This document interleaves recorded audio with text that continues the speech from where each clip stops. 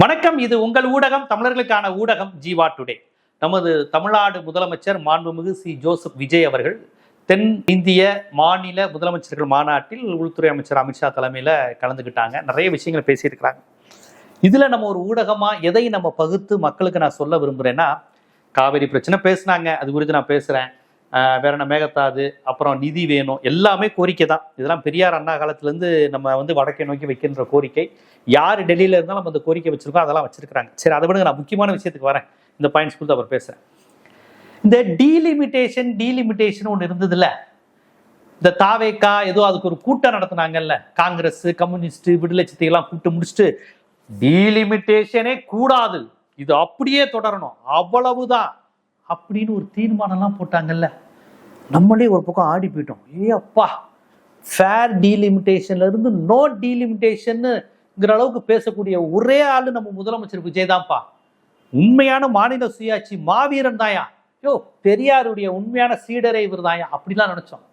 ஏன்னா ஸ்டாலின் கனிமொழி டீலிமிட்டேஷன் மசோதா வரப்போது பிஜேபிக்கு ஆதரவளிக்க போறாங்க. BJP alliance confirm, DMK BJP alliance confirm. India கூட்டணியிலிருந்து அவங்க வெளியேறிட்டாங்க சொல்லிட்டே இருந்தாங்க. இந்தியா கூட்டணியிலிருந்து அவங்க வெளியேறது உண்மை, அது அவங்களே சொல்றாங்க. ஆனா பாஜகவும் திமுகவும் கூட்டணி வைக்க போகுது, அதுக்கு முன்னாடி டீலிமிட்டேஷன்லாம் ஆதரிக்க போறாங்க பிஜேபின்னு சொல்லிட்டே இருந்தாங்கல்ல. அதுக்கு காரணமா அவங்க என்ன சொன்னாங்க? நான்லாம் கலந்து கொள்கிற விவாதங்கள் ஜீவா, இப்ப அவங்க என்ன சொல்றாங்க? ஃபேர் டீலிமிட்டேஷன்ங்கிறாங்க. ஆனா விஜய் நோ டீலிமிட்டேஷன்ங்கிறாரு. அப்ப விஜய் தானே முன்னோடி அப்படின்னாங்க. நான் கேட்டேன், நோ டீலிமிட்டேஷன்னா என்னன்னா தெரியுமா உங்களுக்கு? டீலிமிட்டேஷன்னா, நோ டீலிமிட்டேஷன்னா 1971 பாப்புலேஷன்னா என்ன, 2011 பாப்புலேஷன் என்ன, 2001 வாஜ்பாய் என்ன சொன்னாரு, அந்த 25 வருஷம் முடிஞ்சு 2026 பாப்புலேஷன் வரும்போது என்ன பண்ணுவீங்க? அதுக்கெல்லாம் பதில் கிடையாது. டீலிமிட்டேஷனே வேணாம் அப்படி எங்க விஜய் சொன்னார்னா மோடி அமித்ஷாவும் அப்படி கேட்டுக்கிட்டு, சரிங்க ஏஜமா, நீங்க சொல்லிட்டீங்களே தமிழ்நாட்டுக்கும் மாநிலத்துக்கும் ஒரு பிரச்சனையும் வராம நாங்க பாத்துக்கிறோம் அப்படின்னு இவர் சொன்ன உடனே மோடி அமித்ஷா கேட்டுற மாதிரி சொன்னாங்க. இத்தனைக்கு ஒரு எம்பி கூட கிடையாது அந்த கட்சிக்கு, அது வேற விஷயம். எம்பிக்கள் இருக்கிற திமுகவை பார்த்து பிஜேபி ஆதரிக்க போறேல நாங்களே. இன்னைக்கு அமித்ஷா மீட்டிங்ல அவங்க என்ன தெரியுமா சொல்லியிருக்கிறாங்க? விகிதாச்சார அடிப்படையில் இப்போது உள்ள அதே நிலைமையே நீடிச்சா போதுங்கயா அப்படின்னு அமித்ஷா சொல்லியிருக்கிறாங்க. ஏங்க, திமுக என்னங்க சொல்லுச்சு? இதைத்தானே சொல்லுச்சு. அவங்க ஒரு வேளை அதிகரித்தாலும் எல்லா மாநிலத்துக்கும் சமமாகும், தமிழ்நாட்டினுடைய பிரதிநிதித்துவம் நாடாளுமன்றத்தில் 7.18 விழுக்காடாகவும் இருக்கணும், அந்த 7.18% எந்த பாதிப்பும் வரக்கூடாது. அப்படி நீங்க தொகுதிகளின் எண்ணிக்கையை அதிகரித்தால் தமிழ்நாட்டிற்கும் தென்னிந்தியாவுக்கும் எந்த பிரச்சனையும் வராது. அது இல்லாம மக்கள் தொகை அடிப்படையில் பண்ணா வட இந்தியாவில் ராஜஸ்தானுக்கு உத்தரப்பிரதேசத்துக்கு 40-80 மேல போயிடும். 40 வச்சிருக்கவங்க 80 வச்சுக்க 120 போயிடும். நமக்கு மக்கள் தொகை அடிப்படையில் பண்ணா ஒண்ணுமே கிடைக்காது. இப்ப 40 இருந்தா 50 கிடைக்கும். ஆனா எல்லாவற்றுக்கும் சமமாக நீங்க 50% உயர்த்தினா நமக்கு 40, நமக்கு 60 ஆகும், அவங்களுக்கு 80 இருக்குது 100 ஆகும். இந்த லெவல்ல போனா ஓகே அப்படிங்கிறதா கடந்த தமிழ்நாடு அரசினுடைய ஸ்டாண்டு, இன்றைய திமுக அரசின் ஸ்டாண்டும் அதுதான். இதைத்தான் விஜயும் அந்த காலகட்டத்தில் ஆமாண்டாங்க. இப்ப திமுக பாஜகவை ஆதரிக்குதுங்கிற ஒரு நரேட்டிவை செட் பண்ணணுங்கிறதுக்காண்டியே திட்டமிட்டு நாங்க ஃபேர் டீலிமிட்டேஷன் கிடையாது, நோ டீலிமிட்டேஷன் அப்படின்னு ஒரு இதை வீராப்பா பேசினாங்க. ஒரே வாரத்துல அமித்ஷா வந்தோடனே ஜி அதெல்லாம் ஒண்ணு இல்லை ஜி நாங்க விளையாட்டா பேசுனதெல்லாம் நீங்க உண்மையை நம்பிட்டீங்க அப்படிங்கிற மாதிரி ரேஞ்சுக்கு பேசியிருக்காருங்க. இதுல தாவேக்காவை ஆதரிக்கிற யாராவது ஒருத்தர் நேர்மையா பதில் சொல்லுங்க. விஜய் ஃபேர் டீலிமிட்டேஷன் சொன்னதுக்கும் இப்ப நோ டீலிமிட்டேஷன் வந்ததுக்கும் ஏதாவது ஒரு காரணம் இருக்கா? முதல் டீலிமிட்டேஷன்னா என்னன்னு இந்த விஜய் ரசிகர்களுக்கு தெரியுதா? நோ டீலிமிட்டேஷன்னா என்னன்னு தெரியுமா? ஃபேர் டீலிமிட்டேஷன்னா என்னன்னு தெரியுமா? இங்க இது மூணுக்கும் மட்டும் அர்த்தத்தை சொல்லிருங்க பார்ப்போம். ஆனா அவங்களுக்கு ஒரு விஷயம் தெரியும், திமுக பாஜக கூட்டணி இந்த நரேட்டிவை செட் பண்ணிட்டு இருக்கணும், அவ்வளவுதான். அவங்களுக்கு என்று எந்த கருத்தும் கிடையாது. விஜய் பாஜகவை எதிர்க்க வேண்டியதில்லை, விஜய் காவிரிக்காக அனைத்து கட்சி கூட்ட வேண்டியதில்லை, விஜய் மேகதாதுக்காக பேச வேண்டிய அவசியம் இல்லை, விஜய் தீர்ப்புகளை உடனே அமுல்படுத்துன்னு சிவகுமாரை நிர்பந்திக்க வேண்டிய அவசியம் கிடையாது. விஜய் எங்க தமிழர்கள் 3 பேரை கர்நாடகத்தில் சுட்டு கொண்டேன்னு அறிக்கை விடவோ, கண்டனம் நடத்தவோ, பேரணி நடத்தவோ, ஆர்ப்பாட்டம் நடத்த வேண்டிய அவசியமே இல்லை. எதை கேட்டாலும் திமுக இதுல என்ன செஞ்சிச்சு, திமுக பிஜேபி கூட்டணிங்கிற ஒரு வார்த்தையை தவிர எதுவுமே தெரியாது.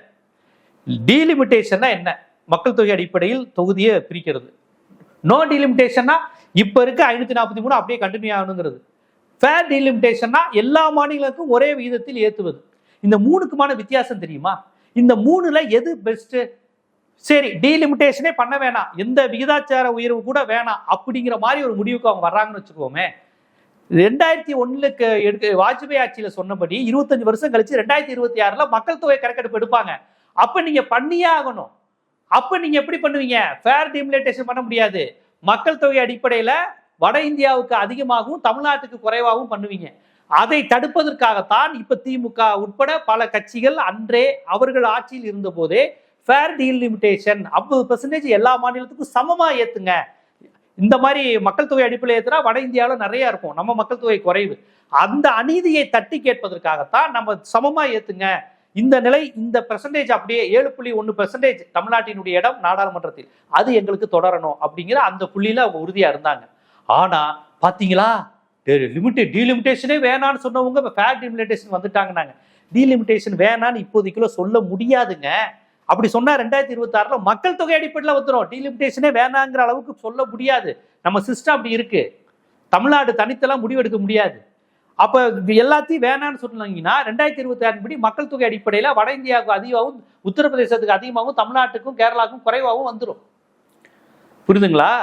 இந்த அரசியலும் இந்த உண்மையும் பேசி கொண்டிருந்த நம்மளை பார்த்து திமுக பாஜக கூட்டணி அவங்க நரேட் பண்ணி வச்சிருக்கக்கூடிய கான்செப்டை மட்டும் அள்ளி தெளித்து விட்டு போகிறார்களே ஒழிய வேற எந்த புதிய பார்வையும் புதிய கோணமும் அவர்களுக்கு கிடையாது.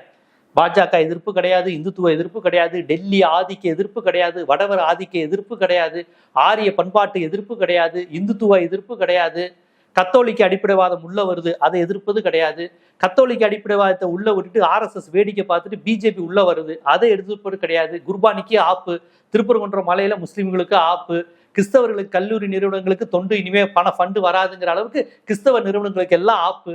இது எல்லாம் பண்ணிட்டு சட்டசபைக்குள்ள நாங்க ஜபமாலையை யோசிக்கிறோம்னு சொல்லிட்டு மக்களை ஏமாத்துறாங்க. எல்லாமே பிஜேபி அஜெண்டா படி மதம் சாதி எல்லாம் உள்ள வந்துருச்சு. ரீல்ஸ்ன்னு சமூக நீதி பெரியார் அண்ணா எல்லாம் வெளியே போயிட்டாங்க. இதை எதிர்த்து இதை உணர்ந்து நம்ம பேசுனா திமுக பாஜக உள்ள வந்துருது, திமுக பாஜக கூட்டணின்னு இல்லாத ஒன்ன நரேட்டிவ் செட் பண்ணி வரப்போகுதுன்னு பேசிக்கொண்டே இருப்பது. இப்ப விஜய் எங்க இப்படி ஒரு அத்ரபல்ட்டி அடிச்சாரு? நோ டீலிமிட்டேஷன் அமித்ஷா முகத்துக்கு நேரம் சொல்ல வேண்டியதானே? அதான ஃபேர் டீலிமிட்டேஷன் திமுக சொன்னதே சொல்றாரு.